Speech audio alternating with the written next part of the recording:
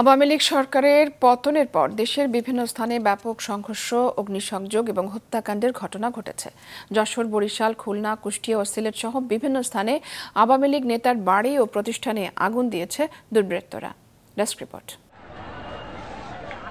যশোরে জেলা আওয়ামী লীগের সাধারণ সম্পাদকের মালিকানাধীন ৫ তারকা জাবির ইন্টারন্যাশনাল হোটেলের আগুনে অন্তত ২১ জনের মৃত্যু হয়েছে।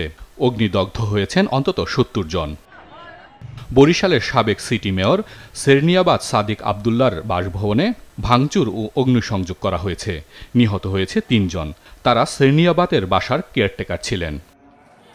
চুয়াডাঙ্গায় ২ সংসদ সদস্যের বাড়ি ও জেলা আওয়ামী লীগের কার্যালয়ে আগুন দিয়েছে দুর্বৃত্তরা। শহরে যুবলীগ নেতার বাড়িতে অগ্নিকাণ্ডে ৪ জনের মৃত্যু হয়েছে। মাদারীপুরে এমপি শাহজাহান খান এবং এমপি বাহাউদ্দিন নাসিমের বাসায় আগুন দেয়া হয়েছে। স্থানীয় আওয়ামী লীগ, যুবলীগ ও ছাত্রলীগের নেতাকর্মীদের ব্যবসা প্রতিষ্ঠানে আগুন দেয়া হয়। নড়াইলে গতরাতে মাশরাফি বিন মুর্তজার বাসভবনে অগ্নিসংযোগ করেছে সন্ত্রাসীরা। এ সময় বাসায় ছিলেন না কেউ। দুর্বৃত্তদের হামলায় খুলনার কয়রা উপজেলা চেয়ারম্যান ও আওয়ামী লীগের সভাপতি GM মহসিন সহ ২ জন নিহত হয়েছেন। কুষ্টিয়া মডেল থানা ও বঙ্গবন্ধু মুরাল সহ বিভিন্ন স্থানে ভাঙচুর ও অগ্নিসংযোগের ঘটনা ঘটেছে। নিহত হয়েছে অন্তত ৬ জন।